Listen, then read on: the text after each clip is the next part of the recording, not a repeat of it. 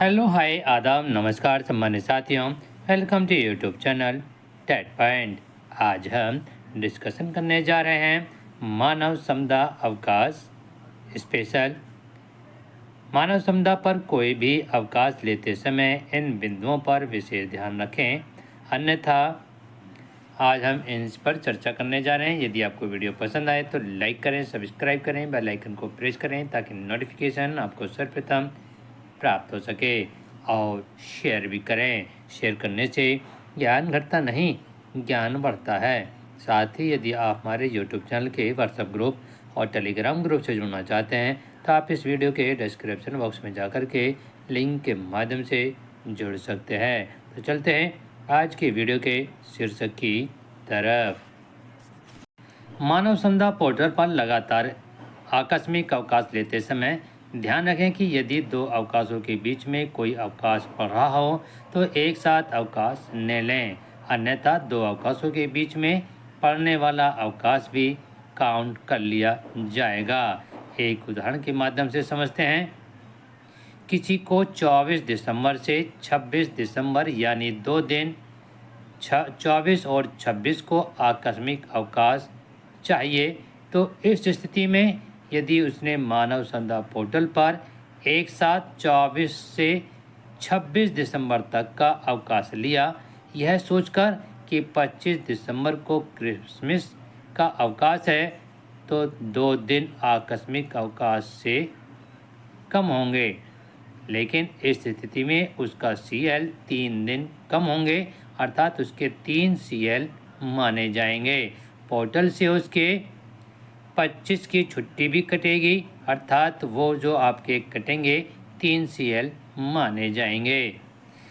इस स्थिति को संभालने के लिए हमें 24 की अलग CL लेनी चाहिए और 26 की अलग से CL लेनी चाहिए, ताकि हमारे 25 का अवकाश काउंट ना किया जा सके। CL लेते समय ध्यान रखें कि यदि नियुक्ति जनपद से आकस्मिक अवकाश में कहीं अन्यत्र जनपद में जा रहे हैं तो मानव समुदाय पोर्टल यानी इस मानव समुदाय पर जाएं और इस लॉगिन पर और बिंदु 9 में स्टेशन लीव यस करके बिंदु 10 में उस अन्यत्र जनपद का नाम भी आप खोलेंगे। ऐसे स्थापना ऐप में यह सुविधा उपलब्ध नहीं है। कोई भी अवकाश के लिए सहायक अध्यापक अपना रिपोर्टिंग ऑफिसर अपने हेड को ही बनाएंगे। CL को हेड अपने स्तर से अप्रूव या रिजेक्ट करेगा। इसके अतिरिक्त अन्य अवकाश यथा CCL, maternity leave, abortion leave, medical leave, EL आदि BO को फॉरवर्ड करेगा। लगातार 4 CL ही हेड अपने सहायक की अप्रूव कर सकते हैं। इससे अधिक CL के लिए हेड उसे BO को फॉरवर्ड कर देंगे। कहने का अर्थ यह है कि कोई शिक्षक लगातार 4 CL ले या एक एक करके लगातार 4 CL ले, दोनों स्थितियों में इन्हीं 4 को हेड स्वीकृत कर सकता है। हाफ CL निर्बंधित अवकाश हम शिक्षकों को दे नहीं हैं। कुछ BO या हेड जानकारी के अभाव में एक आध ब्लॉक में स्वीकृत कर देते हैं, लेकिन हमें इससे बचना चाहिए क्योंकि ये निर्बंधित अवकाश हमारे लिए नहीं है, मान्य नहीं है। एक मुख्य बात और, अक्सर किसी बड़े अधिकारी के निरीक्षण या कोई ड्यूटी होने पर कुछ शिक्षक CL ले लेते हैं, जो कि उच्च अधिकारियों के निर्देश पर हेड रिजेक्ट कर देते हैं या पेंडिंग छोड़ देते हैं। इस स्थिति में शिक्षक को अप्रिय स्थिति का सामना करना पड़ता है। इस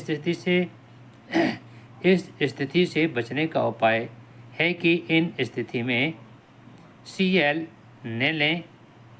यदि अवकाश लेना अत्यंत आवश्यक हो तो 1 दिन का मेडिकल लें।